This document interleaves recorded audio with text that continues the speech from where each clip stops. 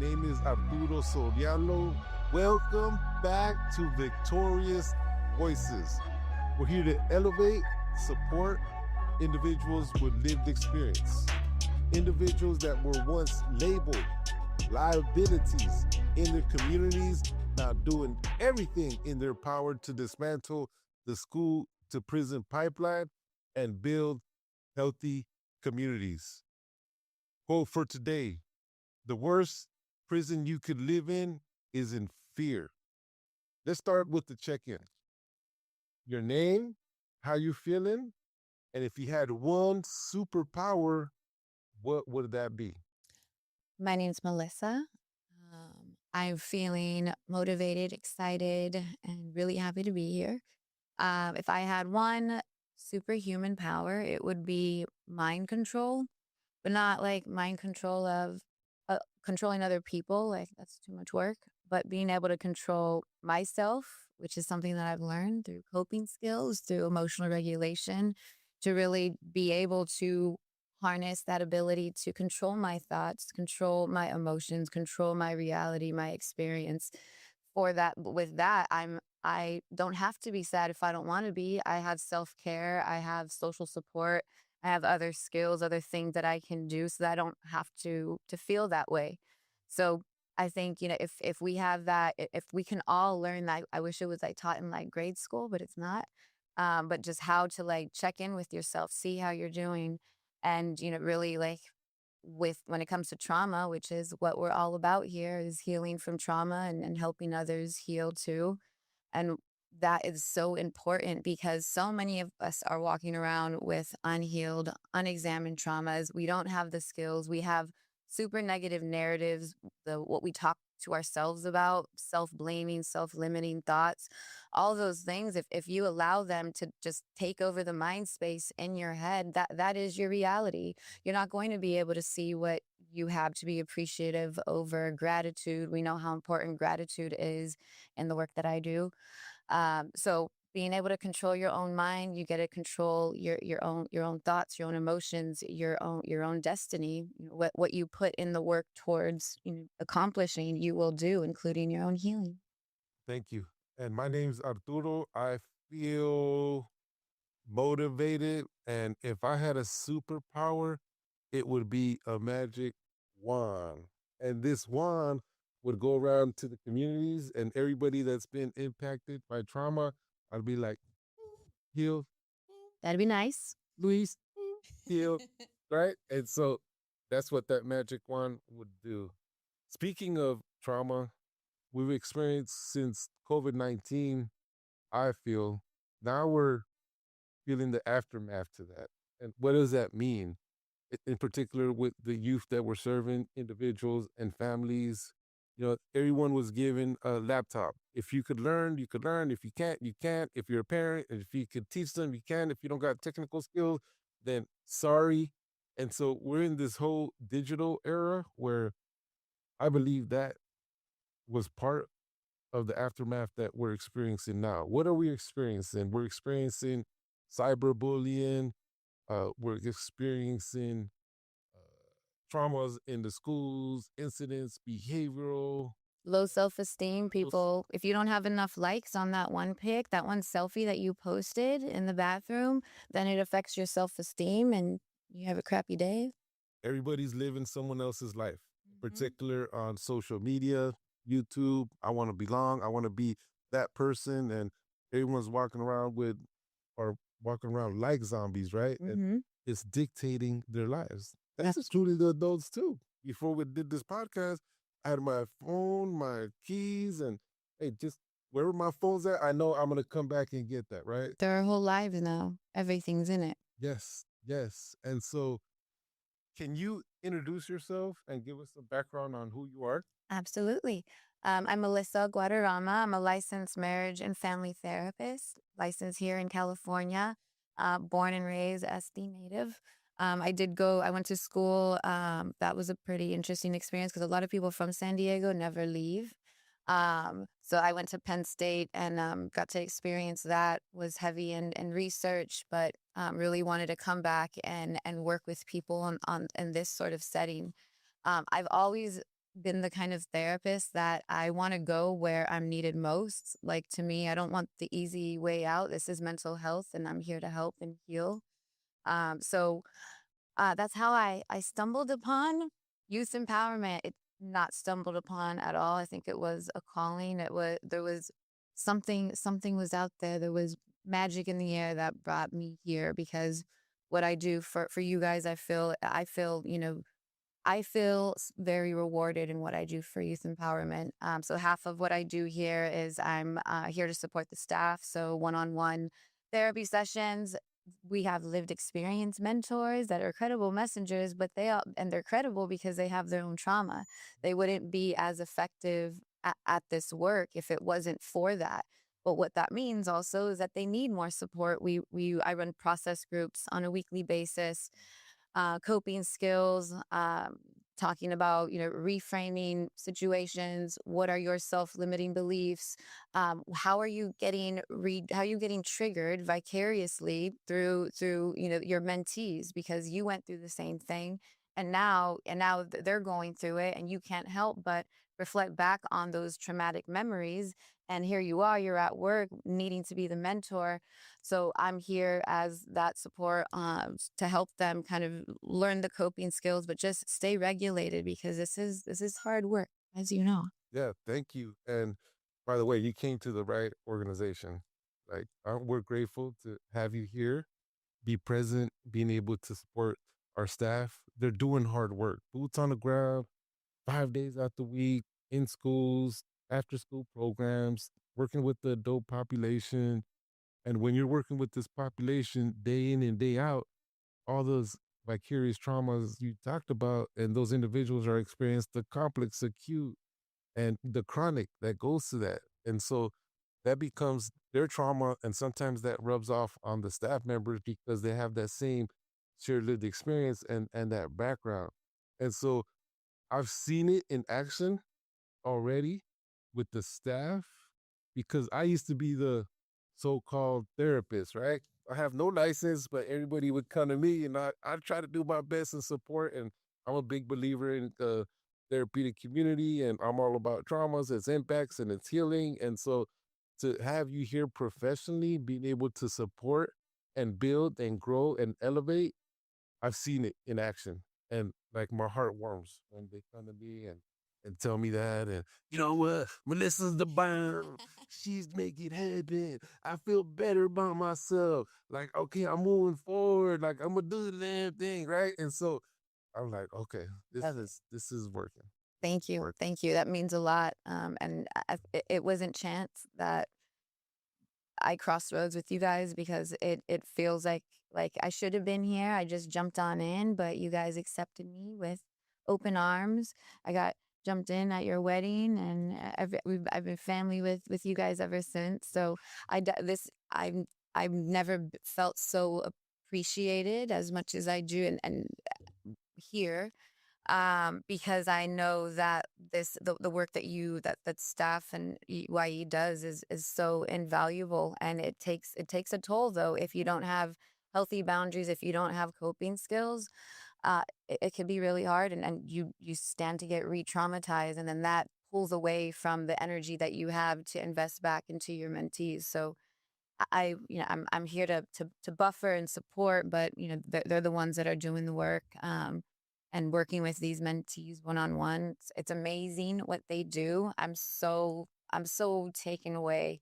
Um, on one of my first days when it was one of the trainings, and when I walked in and I got to meet everyone, and then just getting to know them, it makes me I got sad. I didn't tell you about this. I got sad on like my third or fourth day when I was talking to some of the staff, and just really like bonding with them, right? And I was in my car and I was heading home, and I was like, something's wrong with me.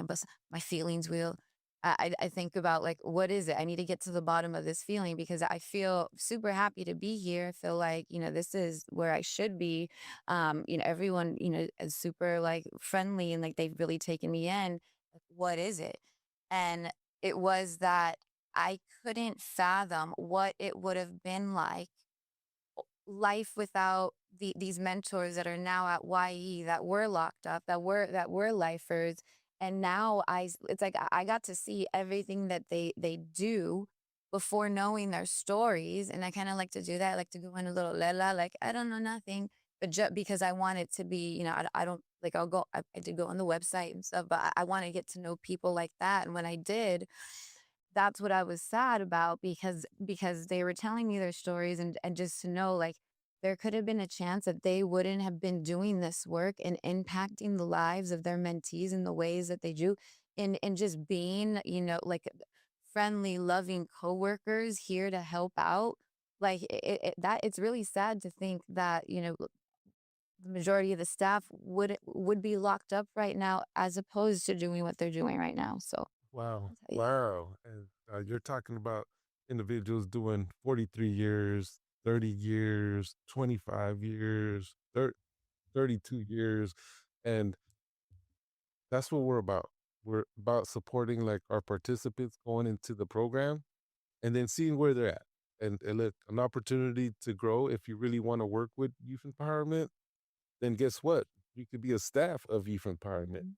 because to bring in the healing and the resource, the employment, is opportunity, right? Mhm. And it's something that's sustainable for them as individuals and growing them and them becoming leaders in their community. I'm all about building leadership and then moving out the way, building leadership and moving out the way. And so that's how we empower individuals with lived experience here at Youth Empowerment. Shout out to Sierra Health Foundation for supporting us, and helping us bring in Melissa as a licensed therapist. All the trainings, the harm reductions, the substance abuse. She's been evaluating all our OTP, organizational transformational program, and being able to put that Melissa touch to the curricula, right? And so, uh, how has that been? It's been amazing. Um, I was thinking back, so my when I started off, I knew I wanted to study psychology when I was in high school, because um, I went through my own trauma, and I needed a therapist. So when I saw the value of that, I made that decision. Like, I think like my freshman year, that I was going to pursue it. So I was in the sciences. I had a mentor myself. I joined his lab, got heavy into the sciences, got to present my research at all these scientific conferences with thousands, 10 thousands of people. And so it was great. But as I progressed through, I was like, okay, I know I'm doing research. My my studies get published, I'm spreading that knowledge, like, but something's missing. And I knew it was getting back to helping people in the one-on-one setting, helping people. We were doing, rodent studies, which, looking back on, I don't know how I did that, but shout out to people who do, because it is, we got to know what's substance abuse and drugs, what they're doing to people, and how to help with addiction. But I felt like I was getting further and further from, like, my life, like, calling, which was to help people. So after leaving Penn State, I came back to San Diego, and I got my second master's in counseling psych. And that's when I was like, okay, now I can do the work that I want to do. So I can't help but bring science into everything that I do. And I think, I mean, we're human beings with brains and neurotransmitters and neuronal pathways that get formed through trauma and other things. So, if we can pull that into, I think every therapist should be doing that. But if we can understand the stress response, trauma responses, how they alter things, if we can understand that our emotions they're like a cocktail shot of different neurotransmitters, dopamine, serotonin, the feel good stuff. If we have that understanding, then we can do things like self-care, like mindfulness, meditation, gratitude, social support. All There's so many things that can affect our physiology, our biology, so that we can start to feel better, we can start to heal, because we're turning to more, positive adaptive coping mechanisms. So that's the spin that, like, I don't necessarily try to, but I think everyone we all need to understand how to check in with ourselves throughout the day. Like, okay, I just went through, I just went through a stressful morning and it's only noon and I feel like I'm gonna lose it. Like, what do I have to do right now? Go outside and take a walk. Mindfulness. Call a loved one. Watch some comedy on YouTube. Watch some podcasts.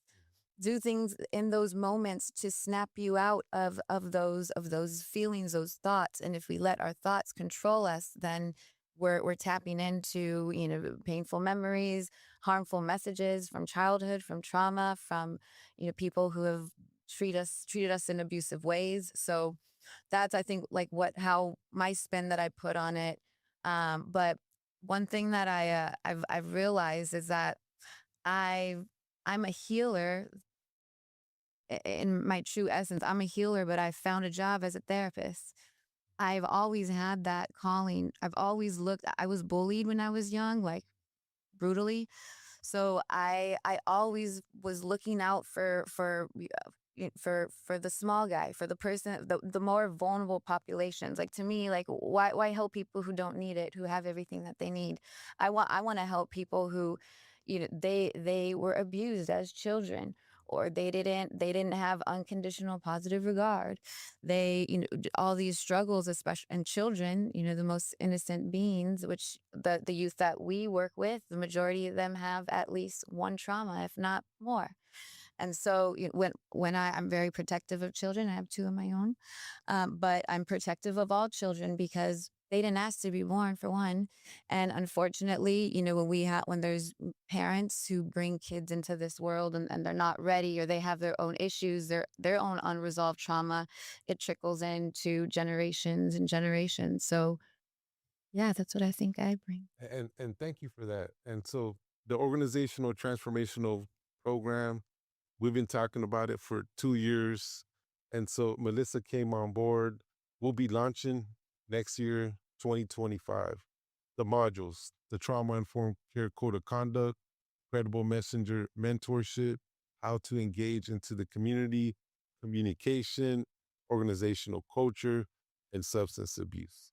And so this is a platform where everything that you expressed, your experiences as an individual, as a healer, as a therapist, now being able to put that touch to these modules and curriculum where we're going to be training organizations, systems of care, where standards and trainings for corrections certified. So what that means, that will give us access to train police, correctional officers, sheriffs, and probation departments, which would be interesting, right? Because we're going to have the Melissa, individuals with lived experience. And so we're talking about systems that are set in place, right? And they have a structure that's been like that, a system for decades and decades and decades. And for us to be able to go in there and connect and train, and we're hope our hope is that they're healers as well. Our hope is that they're compassionate as well. Our hope is that they take in the curriculum so that they could serve that population with great community engagement, trauma informed practices, able to communicate effectively in a trauma informed way, compassion. There's a difference between empathy and sympathy, right? Sympathy is like, oh, okay, I care. It's my job. I'm coming. But empathy, you go down that dark tunnel and you kick it with that individual Mhm. and you support and you just listen. So being able to have you on board, it's going on for 2 years. This movement has been going on for 5 years with the trauma informed care code of conduct, the back end, through the Clean Health Initiative. And I remember being at the table having that discussion with leadership from systems and San Diego Foundation, counties. So a lot of that language that's in the trauma informed code of conduct comes from all their meetings, right? And so how could we create systems that are trauma informed, not just the the curricular or the module that's gonna teach you on the impacts of trauma. That's one thing, but how do you put that system together in place? What's the 6 step strategy that's going to help you as an individual, as an organization, beginning from the top on down, beginning from the system, the policies and procedures as an organization, from the board to the executive to the staff. Everybody has to be in agreement, right? And so that's the culture that we have here at Youth Empowerment. You come into the office, it's live, it's vibrant. Even if you come in on a bad day, right? And you're feeling yourself because whatever, then you come in and then Yeah. you get alive, right? And with that culture, we're able to best serve our population Because we're trauma informed. because we're Because we know that, you know, people go through shit, you have bad days, and if you try to walk in there with a sad attitude, someone's going to pick up on it. They're not going to let you get away. We're going to do a round table, we're going to do a circle around it, like what was it? And by the time you leave, yeah, it's like unacceptable. It's unacceptable. Rachel comes in the other day with the like, right? I'm like, what's going on? Like, on just one of them days. Like, okay, what happened? I don't want to talk about it. No, I'm gonna go. Yeah. I'm gonna sit you down and we're gonna have some effective communication and we're gonna figure that out. Yeah. And the persistence on my end, in 5-10 minutes, she was feeling better about herself. Social support. And that's what process group is for too. Yeah. So yeah. So you went into the YMCA the other day, right? And so, how was that experience for you? It was good. Yesterday we talked about, so the topic right now is behavior.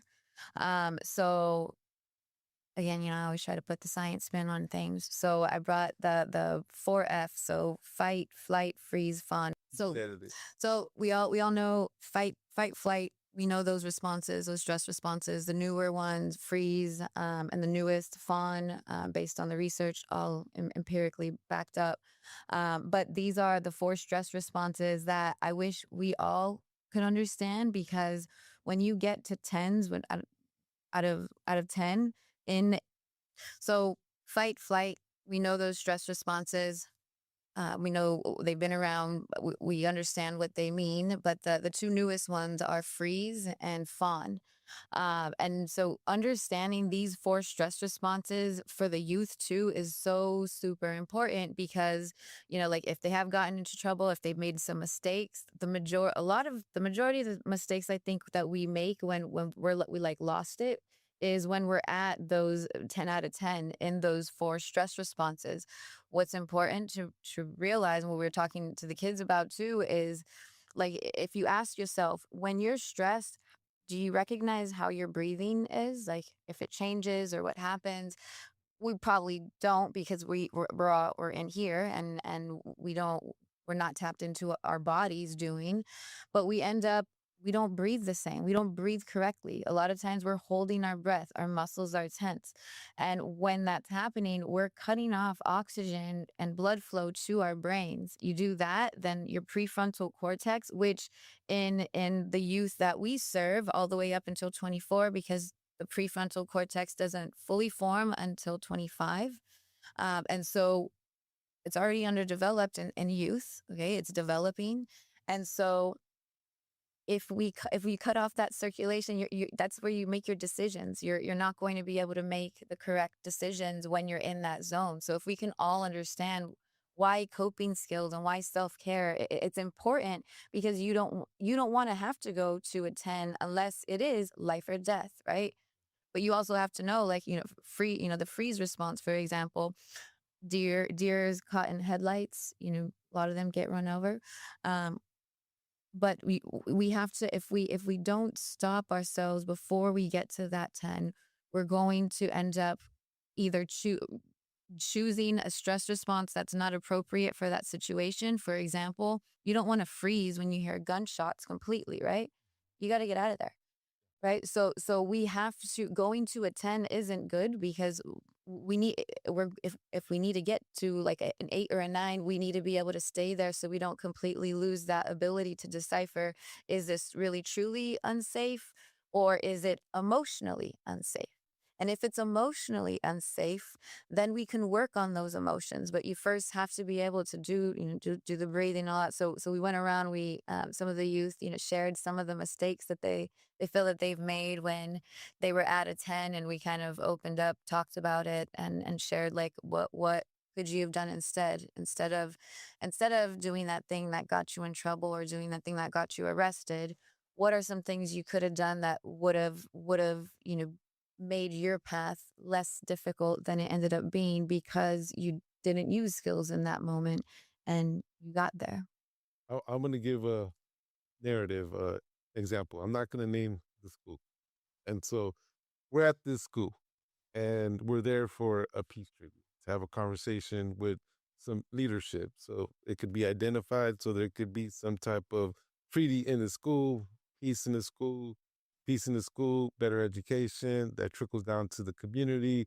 And then when they see one another out there, there's no conflict. So there's conflict resolution into that process. So we're in this meeting.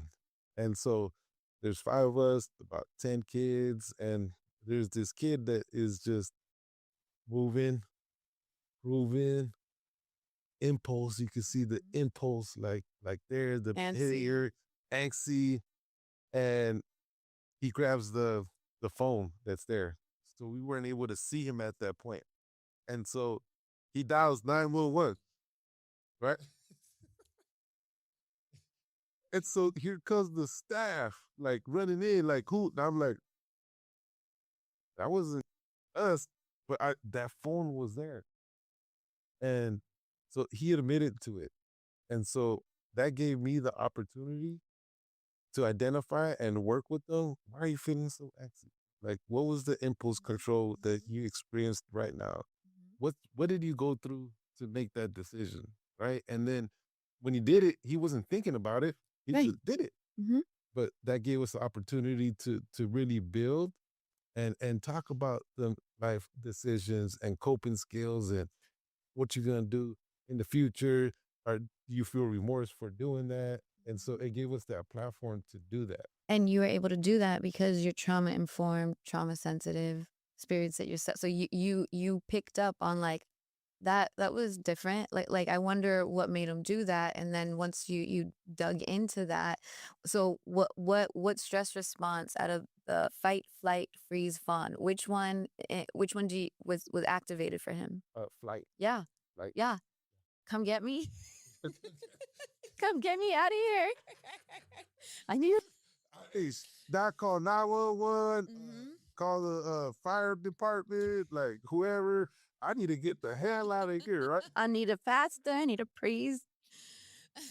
Crazy. Yeah, right. So in that moment, like his prefrontal cortex was shut off because pumping with the adrenaline, cortisol, the got to do something right now. So he sounds like that's a trauma response when you can't decipher between safe and unsafe. So he felt so unsafe, and it was a peace treaty just by like the name of it. It sounds pretty safe. It's safe, but it's uncomfortable because you're being Correct. uncomfortable because you're bringing in different ideas and perspectives on how individuals are seeing things, and we're talking about peace into the school, but both sides, both populations have a different way of looking at it. Absolutely. So the key word right there that you said was he felt uncomfortable. So when you've experienced trauma and like the way you're wired is to pick up hyper vigilant, like everything is a threat, everybody is a threat. Don't trust people. They're full of shit. They'll hurt you, they'll harm you, they're not, they don't care about you. And so then that develops into a trauma, into not your alarm bells going off for things that are uncomfortable, but not life or death. Yes. But you're over here using life or death skills and tactics when your girlfriend just got in an argument with you, or she's, even if she did break up with you, like you're not gonna die. She's not. But That's a whole nother podcast. that is a whole. And I watch too much Snapped, so much of Lifetime Movie Network. So thank you, Melissa. It was an honor and a pleasure to have you here at Victorious Voices. we're grateful, the whole staff, for having you at Youth Empowerment. We support you, we love you, and you've been a great asset, like great community member to come in and uplift and elevate these individuals with lived experience. So now we're gonna do a check out your name, how you feeling, and how do we not live in fear in this big prison of fear? How do we do not live in Hmm.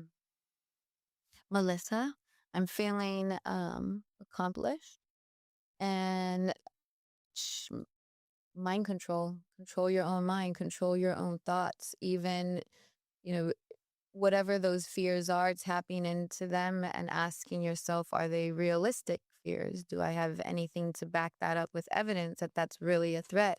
Or is this something that I'm just taking as uh, something to be afraid of when I'm safe and I have ways to protect myself? So if you're able to do that, and of course, healthy boundaries, self-care, self-love, then you can overcome your fears. it? Thank you.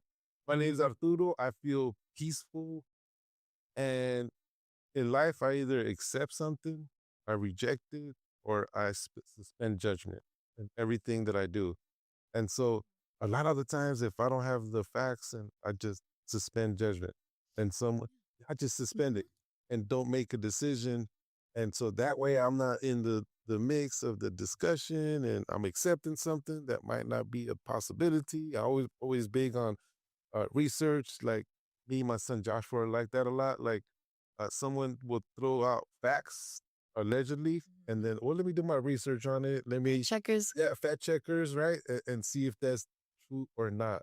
Always a great support system, having someone that you could count on when things are going haywire. I believe in the art of therapy. I myself, I've had a therapist, and I'll check in with them every now and then. And right now, I'm not, but then there comes that time where, okay, I need to connect with a therapist. Let me connect with a therapist so I could have that safe conversation. And so those are things that have worked for me.